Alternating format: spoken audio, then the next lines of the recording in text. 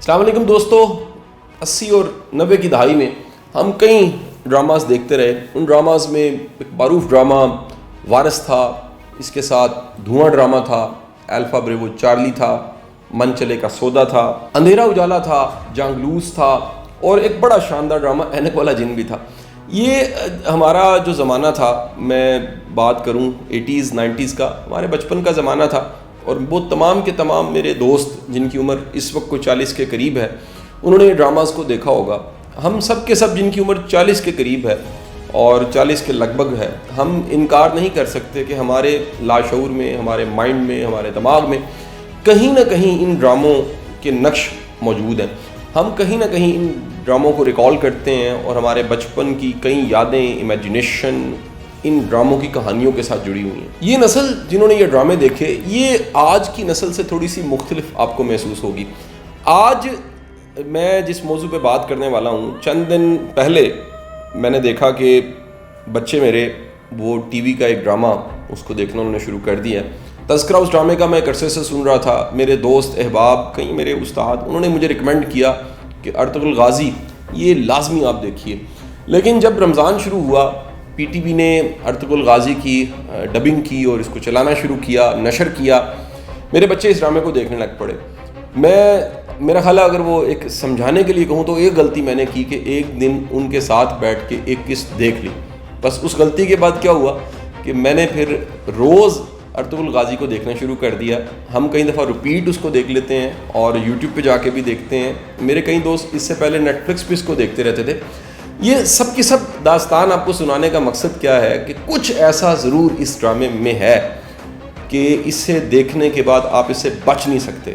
حالانکہ آپ دیکھیے کہ اس ڈرامے میں جو کردار ہیں، ان کے لباس، ان کا انداز، وہ بڑا کلاسیکل دکھایا گیا۔ آج سے 700 سال پہلے جو مسلمانوں کا عروج تھا اس وقت کو دکھایا گیا، اور ایک بڑا شاندار کریکٹر جس کو ارطغرل غازی کہتے ہیں۔ کمال یہ ہے اس کریکٹر کا کہ یہ کریکٹر اپنے ڈائلاگز، اپنے جملے، سچویشنز، ویلیوز، ایتھکس کی وجہ سے انتہائی اس وقت مشہور و معروف ہوتا جا رہا ہے۔ یورپ، مڈل ایسٹ، افریقہ، یورپ، تمام کے تمام ممالک میں تقریباً کوئی 60 کے قریب ایسے ممالک ہیں، اس کے ملینز میں ویوڈ ہیں، اور یہ دیکھنے والوں کو اپنے شہر میں گرفتار کر لیتا ہے۔ اچھا، کمال کی بات یہ ہوئی کہ ہمارے جو پرائم منسٹر ہے عمران خان صاحب، انہوں نے بھی کہیں ریکمینڈ کیا کہ پوری قوم کو اس ڈرامے کو دیکھنا چاہیے۔ آپ کو یہ بھی حیران کن بات بتا دوں کہ یورپ میں اس ڈرامے پہ کرٹیسزم ہونا شروع ہو گیا، مصر میں اس کے خلاف فتوے مل گئے، انڈیا نے اس کو بین کر دیا، ایون عرب ممالک میں بھی اس پہ شدید کرٹیسزم ہوا، اس کے باوجود یہ دیکھا جاتا رہا۔ اس ڈرامے کی خاص بات یہ ہے کہ یہ حقیقی کردار، حقیقی کہانی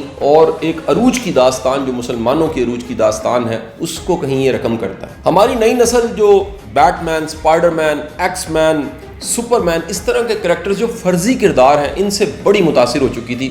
وہاں پر ایک اصل کردار ارطغرل غازی، اس کو دیکھنے کا سب کو موقع ملا۔ مجھے اس ڈرامے کی سب سے خاص بات یہ لگی کہ مرد داڑھی میں، عورت مکمل لباس میں کتنی جاذبے نظر لگتی۔ نوجوان نسل جب بھی کسی کو فالو کرنا شروع کرتی ہے تو وہ اس کی تصویروں کو اپنی ڈی پیوں پہ لگانا شروع کر دیتی ہے۔ ارطغرل غازی کی تصویروں کو نوجوان نسل نے اپنی ڈی پیوں پہ لگانا شروع کر دیا۔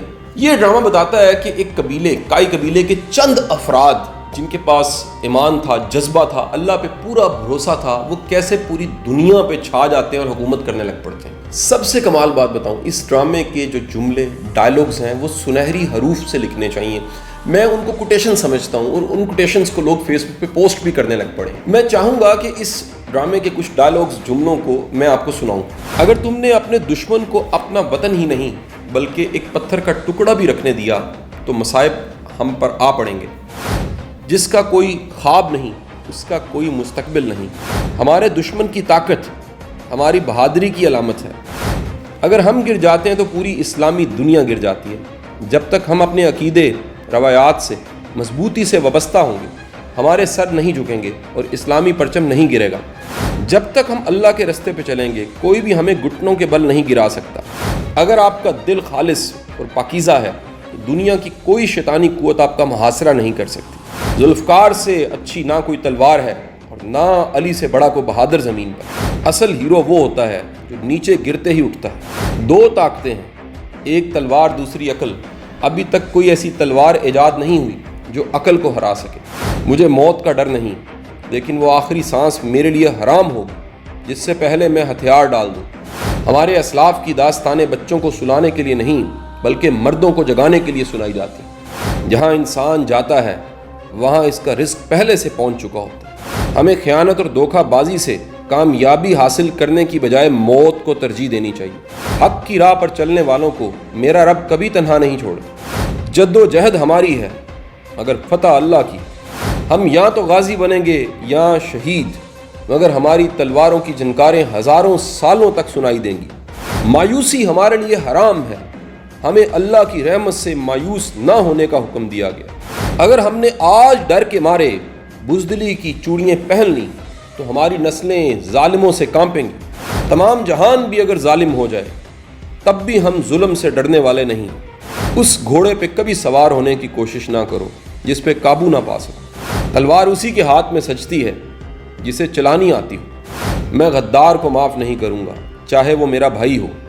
میں مظلوموں کی حفاظت کروں گا چاہے وہ میرے دشمن ہی ہوں۔ ہمارے دلوں میں کیا ہے ہم اپنے الفاظ اور اپنی موت سے اس کو ظاہر کریں گے۔ حق کے راستے میں اگر ساری کائنات بھی تمہارے خلاف ہو تو بھی یہ یقین رکھو کہ اللہ تمہارے ساتھ ہے۔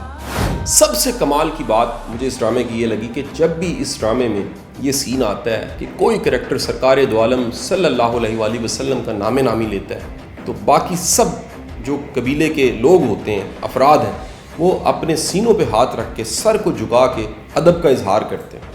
اس ڈرامے میں اطاعت الہی، محبت رسول، اسلامی تفاخر، ملی غیرت، دینی حمیت، فلاح انسانی، یہ کوٹ کوٹ کے بھری ہوئی۔